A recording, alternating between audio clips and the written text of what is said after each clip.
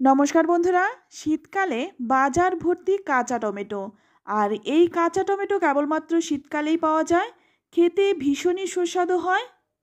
আর এই কাঁচা টমেটো দিয়ে দারুণ সুস্বাদু একটি রেসিপি শেয়ার করব, যেটা দিয়ে গরম গরম এক থালা ভাত কিন্তু খেয়ে ফেলতে পারবেন। তো প্রথমে এখানে আমি কিছু কাঁচা টমেটো নিয়েছি। আর এই টমেটোটা কিন্তু আমি আগেই খুব ভালো করে পরিষ্কার করে ধুয়ে নিয়েছি। এরপর দেখুন কাঁচা টমেটোগুলো আমি ছোট ছোট টুকরো করে কেটে নিয়েছি। এটা কিন্তু আমি খুব একটা মোটা করিনি, একটু পাতলা পাতলা করেই টমেটোগুলো কেটে নিয়েছি। আর এই টমেটোর সাথে কিন্তু আমি 3-4টে ছোট ছোট নতুন আলুও কিন্তু কেটে নিয়েছি। আর আলুগুলোও কিন্তু একটু লম্বা লম্বা করে কেটেছি, যেমনভাবে টমেটোগুলো কেটেছি। এবার রান্নাটা করার জন্য প্রথমেই কড়াই গরম করে নিয়ে এর মধ্যে দিয়ে দেব 2 চামচ সর্ষের তেল। রান্নাটা কিন্তু সর্ষের তেলে করলেই বেশি ভালো হয়। তেলটা ভালো করে গরম করে নিয়ে এখানে আমি দেখুন ছোট ছোট কিছুটা ডালের বড়ি নিয়েছি। এটা আমি ভেজে নিচ্ছি। তবে আপনারা যদি ডালের বড়ি না দিতে চান সেক্ষেত্রে নাও দিতে পারেন। তো বড়িগুলো একটু লাল লাল করে ভেজে তুলে নিলাম। এবার ওই তেলের মধ্যেই ফোড়নে দিয়ে দিচ্ছি 1/2 চামচ গোটা জিরে আর দিয়ে দিচ্ছি 2টো শুকনো লঙ্কা। ফোড়নটাকে একটু ভালো করে ভেজে নেব।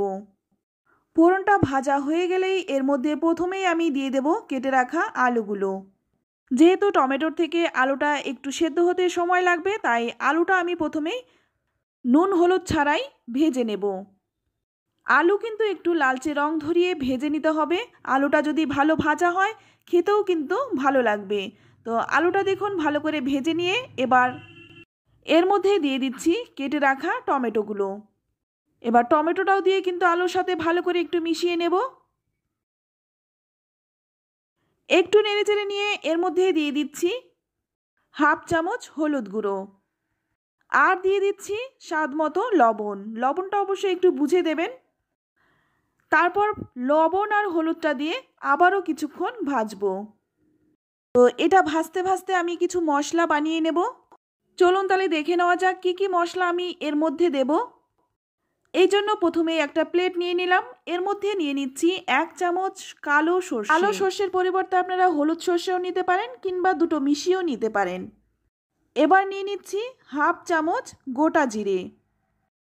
সঙ্গে নিয়ে নেব 3টে কাঁচা পাকা লঙ্কা। ঝালটা অবশ্য নিজেদের স্বাদ অনুযায়ী নেবেন, যে যেমন ঝাল খেতে পছন্দ করেন। এবার এই মশলাটা আমি শিলে বেটে নেব। আপনারা চাইলে মিক্সিতেও বেটে নিতে পারেন, তবে অল্প মশলা বলে আমি শিলেই বেটে নিচ্ছি। এখানে দেখুন আমি 1 টুকরো আদা নিয়ে নিলাম। এবার এই আদাটা দিয়ে একসঙ্গে বেটে নেব। তো মশলাটা বেটে নিলাম। এবার এখানে আমি নিয়ে নিলাম 1 মুঠো ধনেপাতা। আর এই ধনেপাতাটা আমি কোনো রকম নুন লঙ্কা ছাড়াই বেটে নেব। এর মধ্যে কিছুই দেব না। তো দেখুন ধনেপাতাটা বেটে তুলে নিলাম।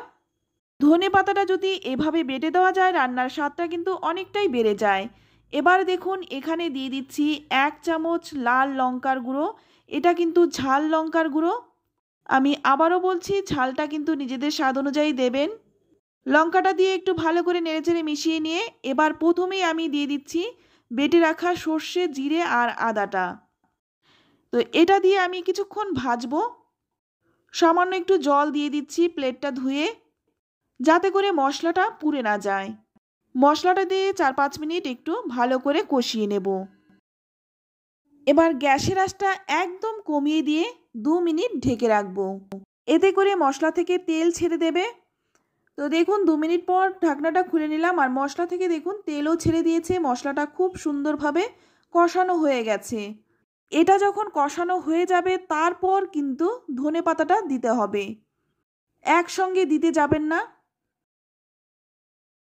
তো সম্পূর্ণ ধনেপাতাটা দিয়ে আবারও কিন্তু 2 মিনিট কষিয়ে নেব। সামান্য একটু জল দিয়ে দিচ্ছি যাতে করে মশলাটা পুড়ে না যায়। একটু করে জল দিয়ে মশলাটা কষালে মশলাটা কিন্তু কষানোও খুব ভালো হবে। তো বন্ধুরা শীতের দিনে গরম গরম ভাতের সাথে এই রান্নাটা খেতে অসম্ভব ভালো লাগে।